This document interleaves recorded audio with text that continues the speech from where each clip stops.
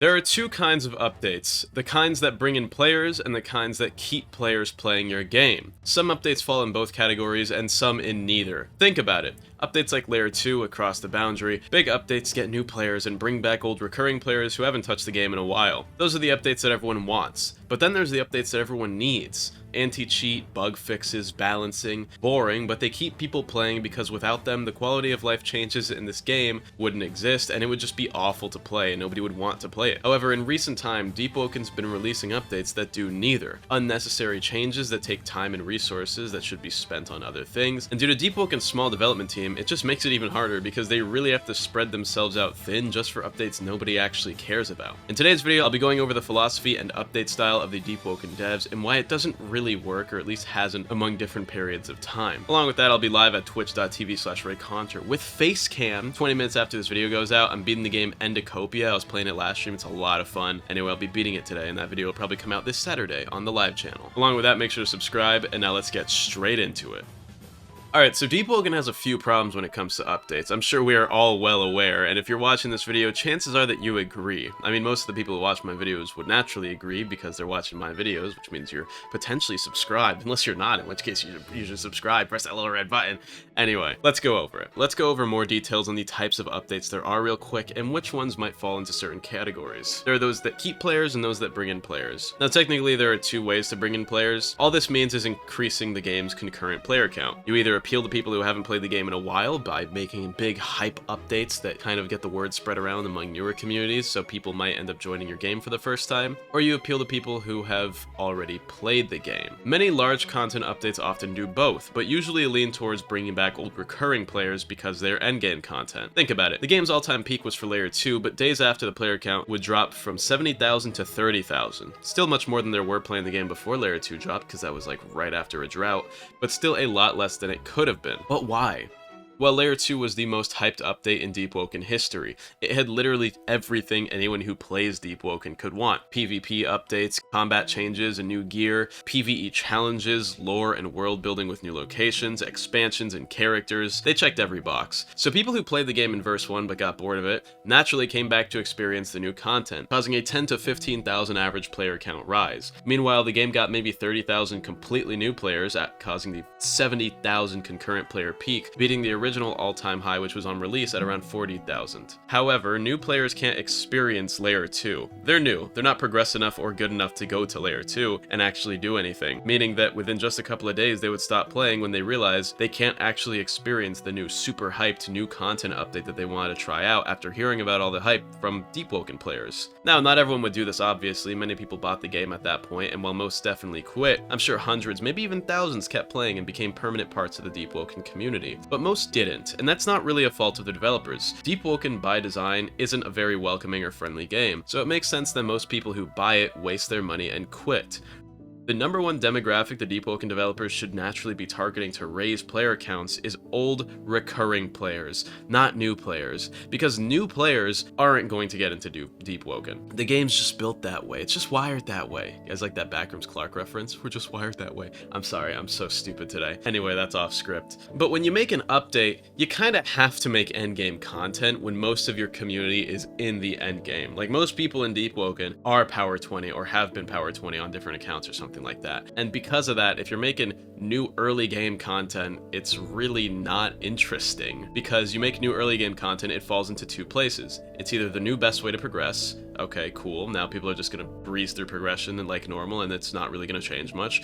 Or it's not, and just nobody does it at all. Endgame content is really the only way to expand a game's lifespan, or like really good combat. Like, look at Type Soul. They ruined that game's combat by over-nerfing and reworking things and adding things that just weren't fun to go against. And along with that, they try to add endgame content through PvE and the Hell update and all that, and it just ended up being terrible. Deepwoken has good PvE, and the PvP is consistent, unlike Type Soul. That's why the game can still average thousands of players without updates, like ROBLOX as well. But then Type Soul, for example, died. It just had 0 players at multiple points in time. The developers of that game actively work against it, which is just not great. But all the old recurring players within any game just want major content updates. At the same time, they do need to appeal to the active concurrent player base, which in Deepwoken is a vast majority of PvP players and Chime players. And the updates that benefit them are overall less profitable and definitely don't bring in the new players, because they're not hype.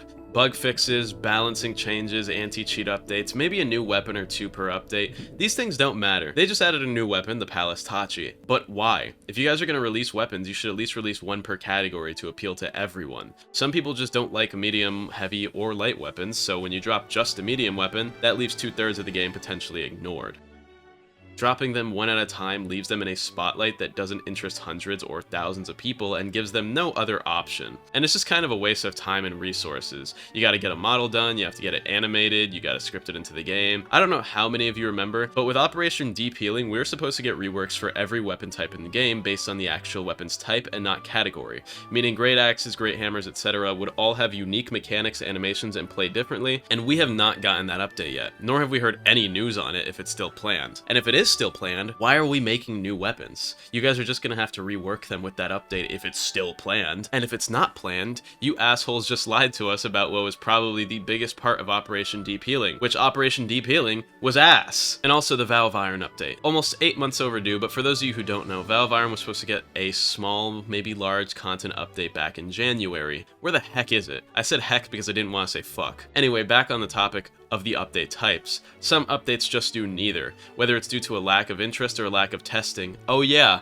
or both. Rock the Boat 1 and 2. Lack of interest, lack of testing, probably the worst updates in Deepwoken history, and also a profound waste of time and developer resources. I get why they did it. Boats sucked, and you couldn't fight on them. But people still don't really fight on boats anyway now that we have it. And also, Chime of Conflict is the main form of PvP people engage in. And this update just needed so much more testing. They were getting people banned. People were getting flung, people's boats were flying, it just didn't work well. And all of the solutions they had for this update were poor band-aid fixes at the time. People getting banned? Remove the anti-air anti-cheat. What? The AA gun was only recently added back because of a video I made talking to a large exploit developer? My question is, why were the developers so desperate to make Rock the Boat work?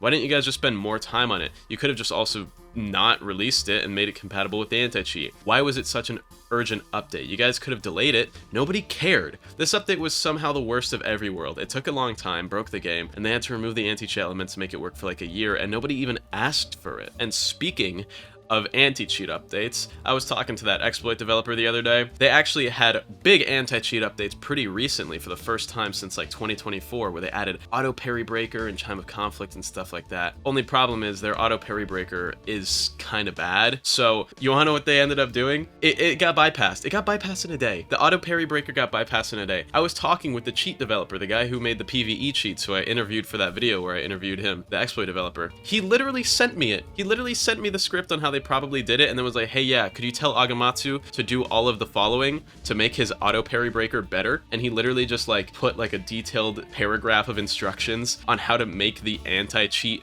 work better. So hopefully that'll be implemented next week. We'll get a better anti-cheat. But oh my god, you're telling me we got the first anti-cheat update in 2 years?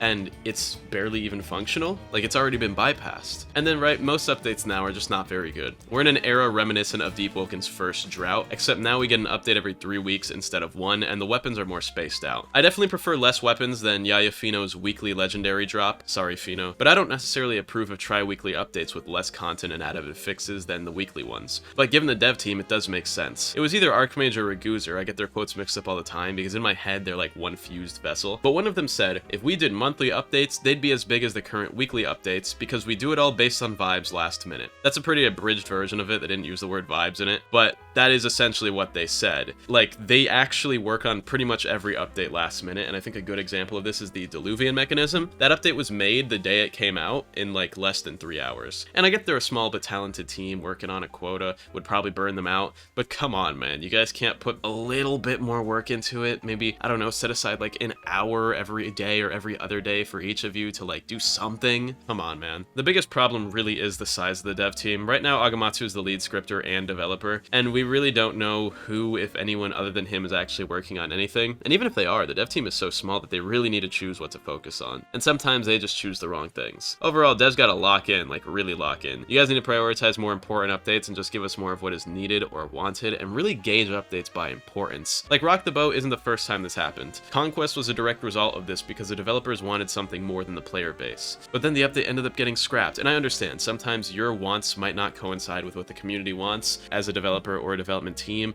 but you guys could just get a bigger team. But the developers behind Deepwoken and Monad Studios really hate letting people join them. Like, they're basically just a big friend group, but it makes it so much harder to develop your games consistently, which is really sad. Deepwoken devs, sell your game to Do Big Studios. It's the only way to save it. No, I'm joking. Please don't do that. That's like of like corrupt alternate timeline. Could you guys imagine that? The alternate reality where Do Big Studios bought Deepwoken for like $1 million and now the game is just slop. It's ass. That's so funny. Anyway, I hope you all enjoyed. As usual, I'm live at twitch.tv/Reaconteur, which is going to be 20 minutes after this video comes out, so 4:20 p.m. Eastern Standard Time. I'm live Mondays, Wednesdays, and some Fridays. I'll be live this Friday after the video upload, so come check me out Friday too. I'm going to be doing a chip tier list on Friday where I just eat a bunch of chips with you guys and I rank them on a tier list, and today I should be beating Endocopia. Super fun game. That video will probably be out Saturday. Chip tier list video will probably be out Tuesday. Along with that, new song cover this week for my YouTube members, so buy any tier membership if you want to hear my covers, and shout out to my members of tier 2 or higher: Philip, Akio Sugikuni, Zerksky, Fun Guns, Crypto, Broccoli, Delusional Mo, Suited Wendigo, I love you, mwah,